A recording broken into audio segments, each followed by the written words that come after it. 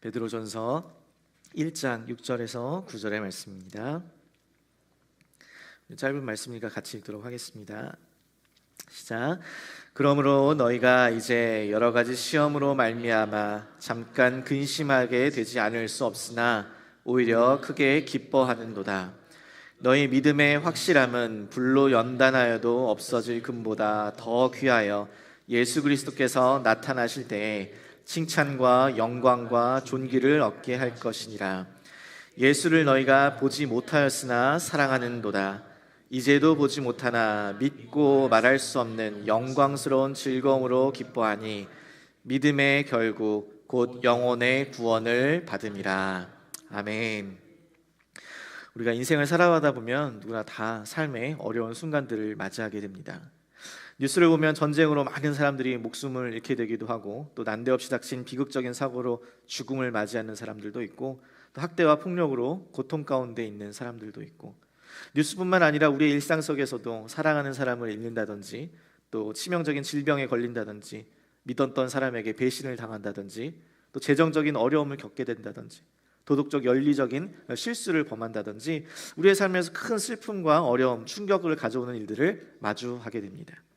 이처럼 우리가 사는 세상에서 너무나 일상이 되어버린 고통과 괴로움에 대해서 셰익스피어는 이렇게 이야기합니다. 아침마다 새로운 과부들이 아우성치고 새로운 고아들이 울부짖으며 새로운 슬픔이 하늘에 낯을 치니. 우리의 삶에 이렇게 날마다 피할 수 없고 예상할 수 없는 그러한 슬픔들이, 아픔들이 늘 있다라는 것입니다. 그래서 우리의 삶에서 마주하는 이 고통의 문제에 대해 우리가 어떠한 시각을 가지느냐는 너무나 중요한 문제입니다. 그래서 성경은 이 삶의 여러 가지 주제를 다루고 있지만 그 중에서 결코 빼놓을 수 없는 주제가 바로 이 고통, 고난이라는 주제입니다. 베드로전서는 이 네로 황제의 기독교 박해가 시작되던 시점부터 유대인들과 또 이방인들로부터 핍박받던 이 성도들을 향해서 쓴 편지로서 바로 이 고난의 주제에 대해서 성도가 가져야 할 바른 시각을 제시해 줍니다. 저는 오늘 이 본문의 말씀을 통하여서 우리가 고난을 어떻게 이해하고 또 바라보아야 하는지를 함께 살펴보고자 합니다. 먼저 6절의 말씀해 보니까 베드로 사도는 편지의 수신자들을 향해 이렇게 이야기합니다. 다시 6절 한번 보겠습니다. 그러므로 너희가 이제 여러 가지 시험으로 말미암아 잠깐 근심하게 되지 않을 수 없으나 오히려 크게 기뻐하는도다. 여러분, 이 구절을 통해서 우리는 시험에 관한 몇 가지 사실들을 발견할 수 있게 되는데, 그 첫 번째는 성도들의 삶에, 성도된 자의 삶에 여러 가지 시험이 있다라는 사실입니다. 내가 예수를 믿고 신앙생활을 하는 이 목적이, 교회 생활을 하는 목적이 내가 복을 받고 내가 잘 되려고자 하는 것이라면 이 성도의 삶에 시험이 있다는 사실을 받아들이기가 참 힘이 듭니다.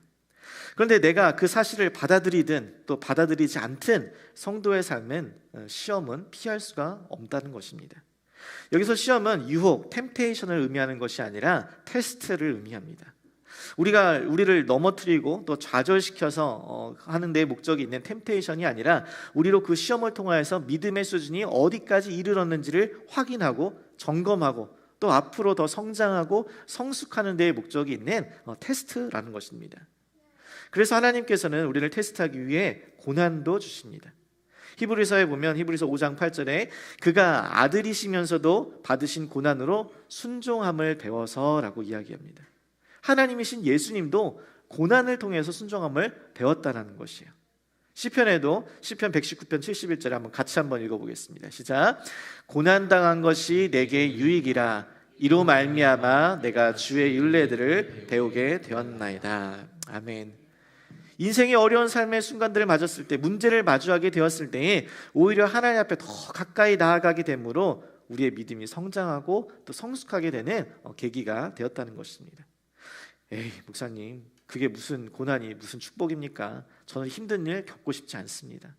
사실 이것이 우리의 일반적인 반응입니다. 누가 자진해서 고통 속에, 고난 속에 들어가고 싶을까요? 그런데 히브리서에 보니까 히브리서 12장 6절에서 8절 말씀에 이렇게 이야기합니다. 주께서 그 사랑하는 자를 징계하시고 그가 받아들이시는 아들마다 채찍질하심이라 하였으니 너희가 참음은 징계를 받기 위함이라. 하나님이 아들과 같이 너희를 대우하시나니 어찌 아버지가 징계하지 않은 아들이 있으리요. 징계는 다 받는 것이거늘 너희에게 없으면 사생자여 친아들이 아니니라 라고 말씀합니다.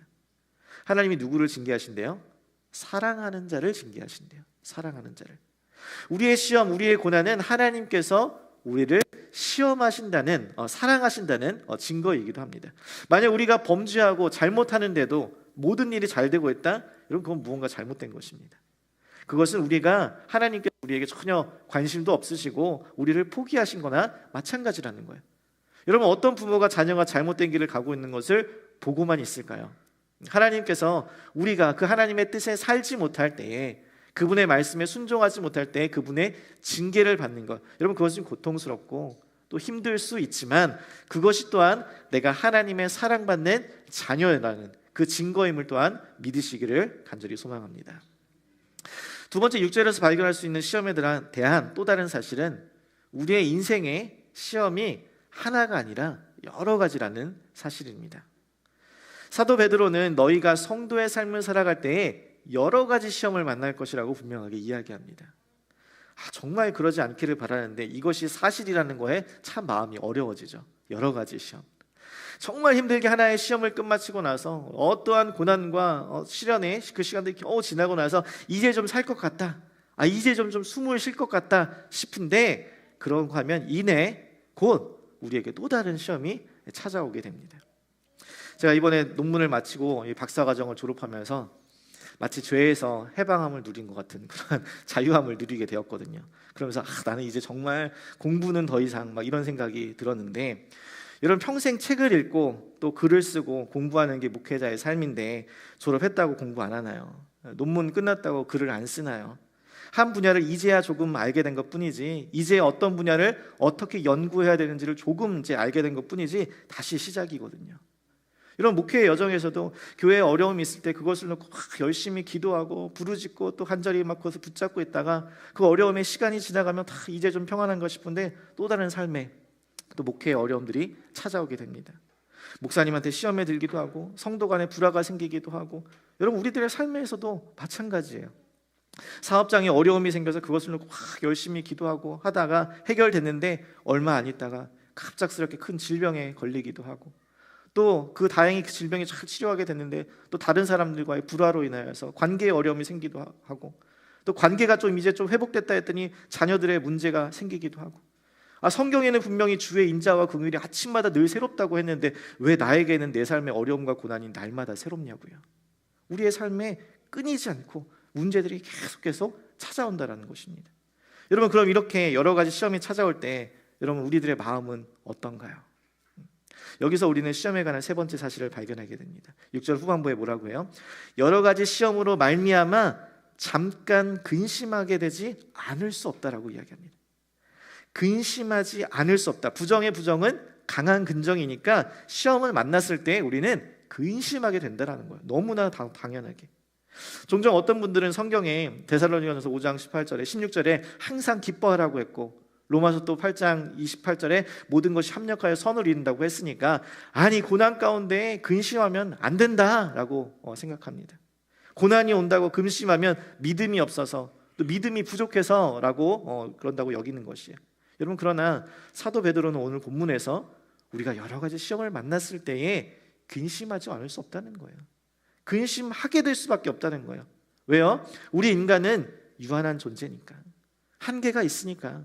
우리의 힘과 능력, 노력으로는 우리의 삶에서 마주하는 여러 가지 삶의 문제들을 다 해결할 수 없으니까, 고통과 고난을 이겨낼 수 없다라는 사실이에요. 도대체 이 문제를 어떻게 해결해야 될지, 이게 시간이 지나면 좀 자연스럽게 없어질 건지 괜찮아질 건지, 아니면 내가 어떤 행동을 취해야 하는 것인지 분별이 안 서고, 이로 인하여서 내 삶이 어떻게 바뀔지, 미래에 어떤 영향이 나의 삶에 마주치게 될지 모르니까 이로 인하여서 근심과 걱정이 막 몰려오기 시작한다는 것입니다. 인간이라는 유한한 인생의 한계 속에서 근심과 걱정은 당연하다는 것이에요. 그런데 베드로는 여기서 우리가 고난을 당했을 때 근심하지 않을 수 없음을 분명하게 인정하면서도 오늘 본문의 핵심인 한 가지 중요한 사실을 이야기합니다. 그게 뭐예요?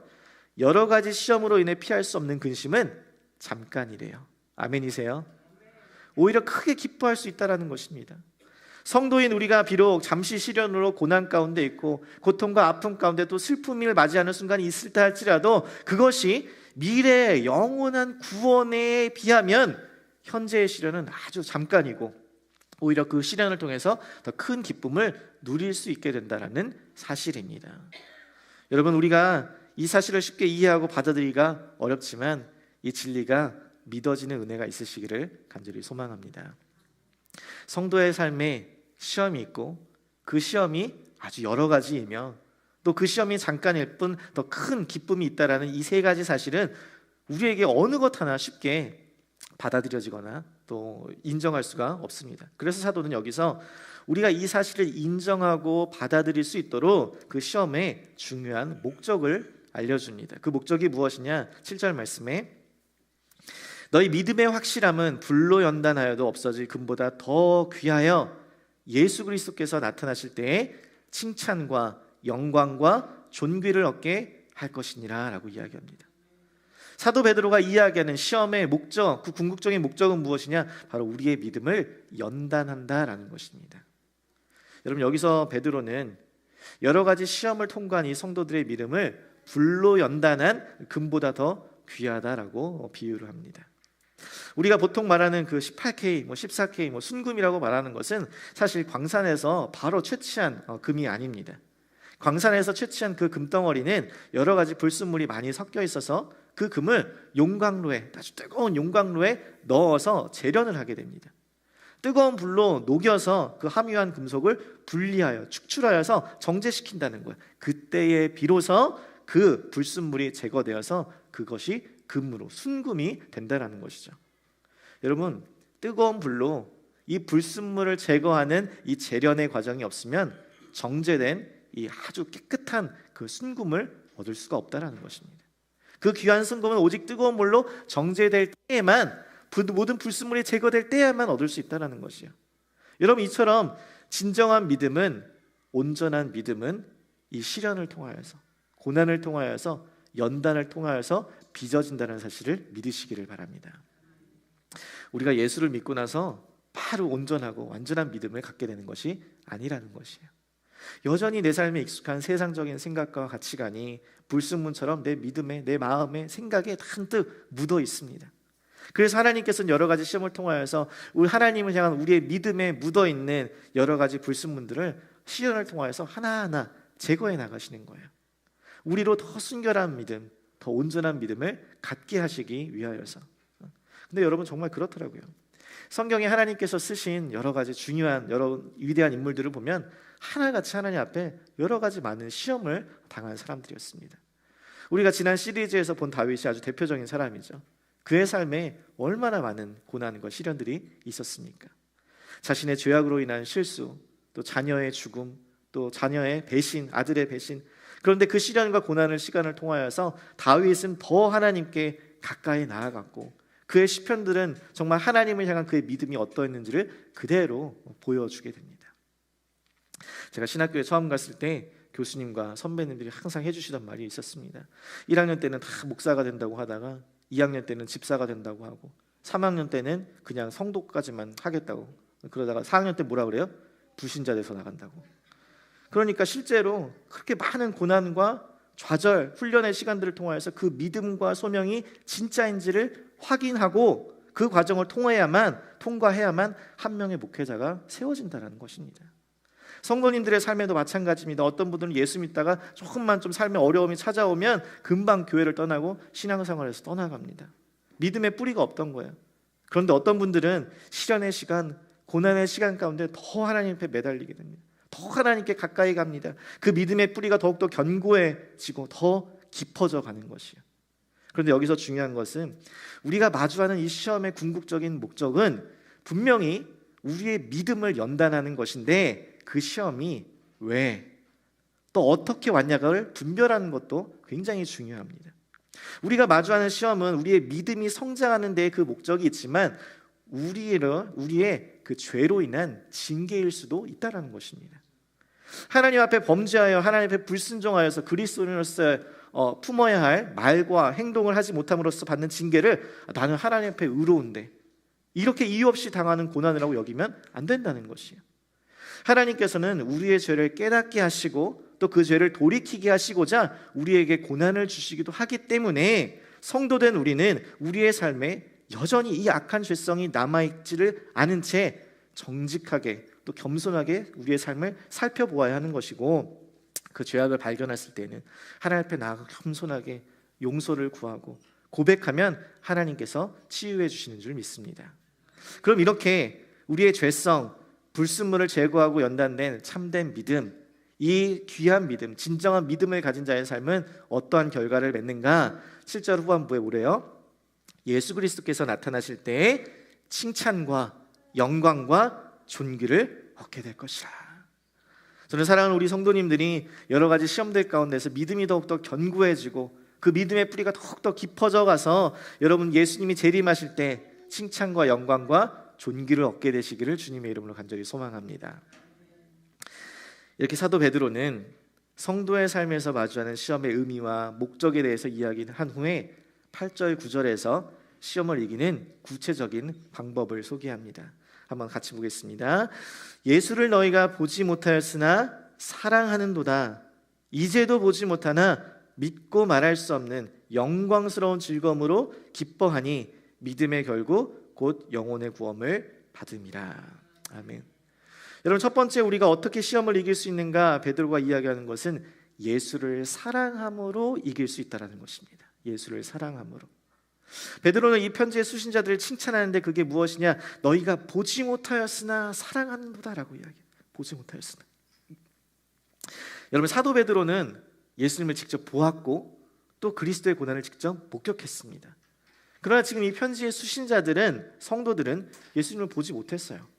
그리고 그런데도 불구하고 그들은 예수를 사랑했다라고 이야기합니다. 그게 어떻게 가능해요? 복음을 듣고 나의 죄를 용서하시기 위해 죽으신, 십자가에 달리신 예수 그리스도의 사랑을 경험한 것이에요. 그러니까 보지 못하고도 그들은 예수와 깊은 사랑에 빠지게 되었다는 것입니다. 여러분, 예수 그리스도와의 이 사랑의 연합이 우리가 시험을 이길 수 있는 가장 큰 이유임을 믿으시기를 바랍니다. 우리가 삶에서 마주하는 고난과 어려움은 우리의 시선을 또 우리의 마음을 쉽게 빼앗아 갑니다. 그래서 쉽게 내 마음이 무너지고 좌절과 낙심이 돼요. 그러나 내 시선을, 내 마음을 예수 그리스도께로 고정하고 그분과의 사랑에 집중하면 내 마음이 무너지지 않습니다. 무너졌던 마음이 다시 힘과 위로를 얻을 수 있어요. 내가 어떠한 상황 가운데 있다 할지라도 나를 변함없이 사랑해 주시는 예수님이 계시니까. 여러분, 그 예수님과의 깊은 사랑의 연합으로 인해 시험 가운데 있으시다면 그 시험을 능히 이겨내시기를 간절히 소망합니다. 그분과의 깊은 사랑을 더 풍족하게, 그 사랑으로만 만족하게 된다는 것이에요. 두 번째, 어떻게 시험을 이겨내는가? 8절 하반부에 보니까 이제도 보지 못하나 믿고 말할 수 없는 영광스러운 즐거움으로 기뻐하니 라고 이야기해요. 시험을 이겨내는 두 번째 방법은 바로 예수를 믿는 것입니다. 너무나 당연한 이야기인데 참 이것이 쉽지 않습니다. 여러분, 예수 믿으십니까? 고난과 어려움이 오면 우리는 예수를 믿고 의지해야 하는데 그때 우리는 우리의 힘과 능력, 우리의 경험을 의지할 때가 참 너무 많다라는 것이에요. 이 고난에서 벗어나기 위해, 이 어려움을 해결하기 위해 나의 방법과 나의 경험을 의지하게 됩니다. 그러나 우리가 시험을 이길 수 있는 것은 오직 우리 예수 그리스도가 나의 삶의 주인이요 구원자, 왕이 되어 주셔서 우리의 삶의 모든 것들을 다스리시고 통치하시기 때문인 줄 믿습니다. 내 돈이, 내 경험이, 내 지위가 내 능력이 아니라 여러분, 예수 그리스도를 향한 내 믿음이 우리의 능력이 됨을 믿으시기 바랍니다. 그 믿음으로 반응할 때야 비로소 우리에게 말할 수 없는 이 unspeakable joy, 그 영광스러운 즐거움으로 우리가 기쁨을 누릴 수 있다는 것. 시험이 뭐가 기뻐요? 고난이 뭐가 기쁩니까? 근데 그 시험을 통하여서 예수를 더 깊이 사랑하게 되고 예수를 내가 온전히 믿게 되고 그 믿음의 수준이 점점점 장성한 분량에 이르기까지 가니까 내 안에 기쁨, 그 고난이 오히려 기쁨으로, 말할 수 없는 영광스러운 즐거움으로 변화된다는 것이요. 자, 그런 거 하면 세 번째, 어떻게 시험을 이길 수 있는가? 예수를 소망함으로 이길 수 있습니다.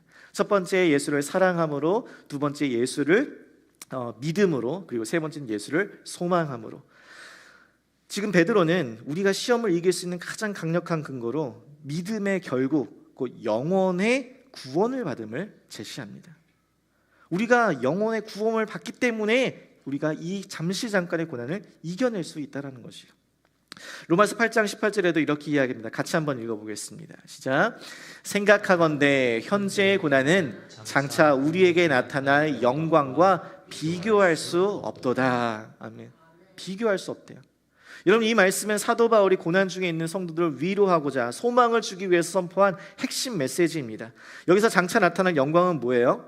하나님의 자녀들이 누리게 될 영원하고 완전한 구원, 그 축복과 천국의 영광을 이야기합니다. 이 미래의 영광을 소망하기 때문에 내가 받고 있는 현재의 고난과 시련과 아픔과 슬픔을 이겨낼 수 있다는 것이에요. 여러분, 하나님의 자녀된 우리는 망하고 싶어도 절대로 망할 수 없는 존재임을 믿으시기 바랍니다. 절대로 그럴 수 없다는 거예요. 우리가 받고 있는 고난과 시련이 아무리 힘들고 어렵다고 할지라도 우리의 결국 그 마지막은, 결론은 영혼의 구원이라는 거예요. 하나님께서 이미 십자가에서 죽으시고 부활하셔서 우리에게 부활의 승리를 주셨기 때문에, 그 믿는 모든 자들에게 예수 그리스도의 십자가의 죽으심과 부활로 그분을 믿는 우리들에게 이미 승리가 확정되어 있다는 거예요. 영혼의 구원이 보장되어 있다는 것입니다. 그것을 믿음의 눈으로 바라볼 때에 우리는 잠시 잠깐의 이 땅에서의 시련과 고난을 이겨낼 수 있다는 것입니다. 그래서 예수님과의 사랑으로, 예수님을 믿음으로, 예수 그리스도의 소망으로, 그 구원의 소망 가운데 우리는 시험을 이겨낼 수 있다는 것이에요.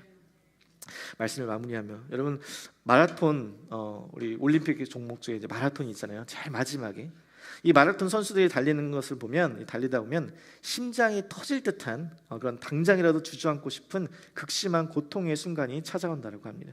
데드 포인트 4점이라고 하는데, 이 42.19km, 이 2시간이 넘는 긴 레이스에 이 순간이 반드시 찾아온다고 해요. 근데 이 시점이 잠시 잠깐의 고통이라는 것이. 하지만 이 고비를 넘기기만 하면 몸이 가벼워지는 세컨 윈드가 찾아온대요. 몸이 가벼워지는. 그래서 마침내 환호하는 관중과 이 결승선에 도달할 수 있다고 합니다. 그런데 그 4점을 넘기지 못하면 그 시간에 이제 마라톤을 중단하게 된다는 것이죠. 그래서 마라톤을 안 뛰어본 우리들은, 여러분 혹시 마라톤 뛰어보신 분 있으신가요? 42.19? 마라톤을 안 뛰어본 우리들은 그거 나중에 뭐 굳이 왜 뛰냐, 그 2시간 동안 힘들게 거기서 왜 뛰냐, 우리는 이렇게 생각하겠지만, 완주 후에 목에 그 메달을 건 마라톤 선수에게 다시 뛰겠습니까? 라고 물으면 이 선수들은 이 지독한 이 고통의 레이스, 이 데드 포인트의 4점의 고통을 넘어선 이들은 그 모든 것들 다 있고 마지막 그 결승선에 들어갔던 그 영광의 그 환희, 그 순간을만 기억하여서 내 다음 대회에도 준비하겠습니다 라고 대답한다고 해요. 공감이 안 가시죠? 왜 42.19를 우리가 뛰나? 여러분, 그 환희의 마무리가 이 삶에 있었던 잠시 잠깐의 고통을 다 잊어버렸기 때문이라는 것이에요. 사랑하는 성도들, 우리의 삶에도 이 마라토너가 마주했던 데드 포인트 4점과 같은 시간이 반드시 찾아옵니다. 우리의 인생의 가운데서도, 성도의 삶에도. 그러나 그 고통의 시간은 영원의 시간에 비하면 아주 짧은 잠깐입니다. 우리에게는 이 마라톤의 결승선과는 비교도 안 돼 이 산 소망과 하나님의 영광이라는 완벽한 엔딩, 결승선이 우리를 기다리고 있다는 거예요. 성도의 삶에. 그래서 여러분, 우리가 오늘 이 말씀처럼 베드로가 전한 것처럼, 가르쳐 준 것처럼 우리가 예수 그리스도를 사랑함으로, 예수 그리스도를 믿음으로, 우리의 결국이, 영혼의 결국이 바로 구원이라는 그 예수 그리스도를 향한 소망을 가지고 우리가 마주한 삶의 여러 가지 시험을 이겨낼 때 우리가 하나님께서 우리에게 준비하신 그 천국 결승선에서 우리를 기쁨으로 맞이하실 줄 믿습니다.